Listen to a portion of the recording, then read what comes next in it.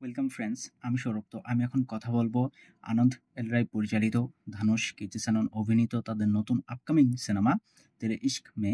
তো এই সিনেমাটার ট্রেলার ড্রপ করা হয়েছে। ট্রেলারটা কেমন ছিল বা কেমন হলো সেটা নিয়ে এখন কথা বলবো। তবে ট্রেলারটা দেখার পর আমি যথেষ্ট অবাক হয়েছি। এর কারণ হলো ট্রেলারটা সত্যি দুর্দান্ত ছিল। দুর্দান্ত একটা ট্রেলার তারা ড্রপ করছে। মানে একটা রোমান্টিক সিনেমা হওয়া সত্ত্বেও মানে একটা থ্রিলিং ট্রেলার তারা ড্রপ করছে, যে ট্রেলারটা আপনি বারবার দেখবেন এবং বারবার দেখার পরে এই ট্রেলারটা আপনার যথেষ্ট ভালো লাগতে শুরু করবে। সত্যি বলতে ট্রেলারটা জাস্ট ব্যাপক ছিল। মুভিটা থেকে অবশ্যই যখন ফার্স্ট সং তেরে ইশক মে টাইটেল ট্র্যাক, যেটা অরিজিৎ সিং এর গাওয়া, সেই গানটা যখন রিলিজ করে তারপর থেকেই কিন্তু এই মুভিটাকে নিয়ে প্রচণ্ড হাইপ ছিল। সেই গানটা প্রচণ্ড ভাইরাল এবং সবার কাছে জনপ্রিয় একটা গান ছিল।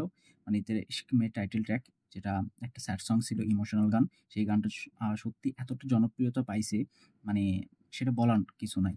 তো সেখান থেকে ধানুষের পারফরম্যান্স, তার প্রত্যেকটা সিনেমা আমার যথেষ্ট ভালো লাগে। আমার আম প্রিয় একজন হিরো বলতে পারেন ধানুষ। তার পারফরম্যান্স আমার যথেষ্টই ভালো লাগে। তো ধানুষ এবং কীর্তি সেনন তাদের এই কেমিস্ট্রি দর্শকের যথেষ্ট ভালো লাগবে। কারণ সত্যি বলতে এই মুভিটার যত ম্যাটেরিয়ালস এখন পর্যন্ত ড্রপ করা হয়েছে, সেটা গান, টিজার কিংবা এই ট্রেলার ড্রপ করা হয়েছে, তো সেখানে তাদের কেমিস্ট্রিটা আমার খুব ভালো লাগছে। ধানুষ এবং কীর্তি সেনন তাদের দুজনকে খুব সুন্দর মানাইছে। এবং যেহেতু এটা একটা রোমান্টিক সিনেমা, আ মানে মুভিটাতে প্রচুর ইমোশন আছে। সেখান থেকে বলতে গেলে ট্রেলারটা যেভাবে তারা কাট করছে এবং দর্শকের কিন্তু এই মুভিটা থেকে অনেক এক্সপেকটেশন আছে।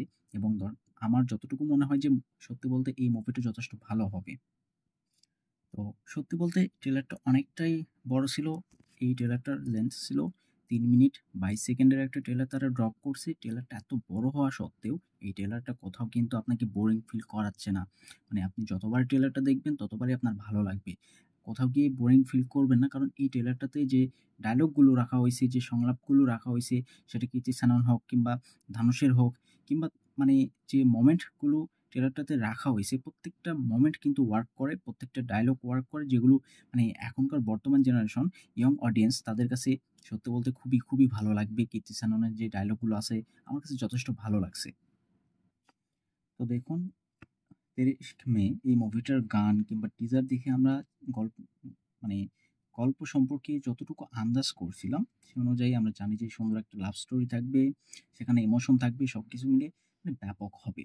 তো এবার ট্রেলারটা তারা যখন ড্রপ করলো এবং ট্রেলার দেখে আপনি সত্যিই অবাক হইছেন যে ট্রেলারটা যে নোটে শুরু হচ্ছে। দেখুন, এই যে ধানুষের যে ক্যারেক্টার, এই ক্যারেক্টারের প্রফেশন কি? মানে সে আসলে কি করে? এই বিষয়টা না সবাইকে অবাক করে দিয়েছে। কারণ কেউ এক্সপেক্ট করে নাই যে ধানুষের যে প্রফেশন, সেটা এইভাবে সবাইকে চমকে দিবে। তো এই যে তার প্রফেশন, এটা গল্পে কিভাবে আসবে বা কিভাবে দেখানো হবে, বা কীর্তি সেননের যে ক্যারেক্টার, সেই ক্যারেক্টারের সঙ্গে তার কিভাবে আসলে পরিচয় হবে, কিভাবে তারা প্রেমে পড়বে, কিভাবে বা তাদের বিচ্ছেদ হবে, বা তাদের বিচ্ছেদের পিছনে আসল রিজনটা কি? বা ধানুষ কীর্তি সেননকে এতটা ভালোবাসার পরে তাকে এতটা ঘৃণা করতেছে কেন?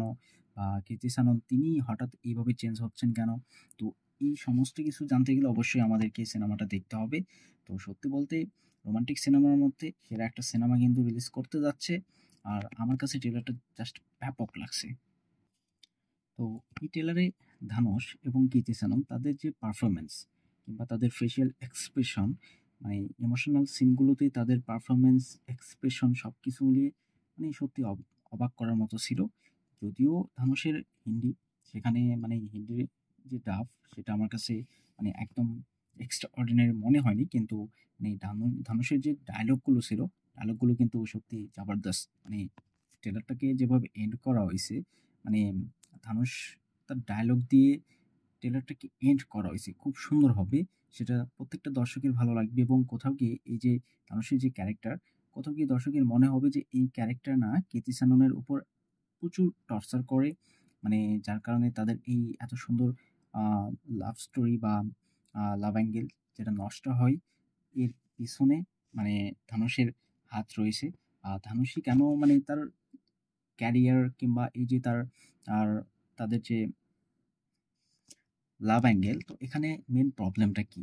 তো দেখুন, যদিও এইটা একটা রোমান্টিক সিনেমা, তবে সেখানে প্রচুর ইমোশন থাকবে এবং তার সঙ্গে মুভিটা দর্শককে অবাক করে দিবে। গল্পে প্রচুর চমক থাকবে এবং তার সঙ্গে ইমোশনাল একটা লাভ স্টোরি।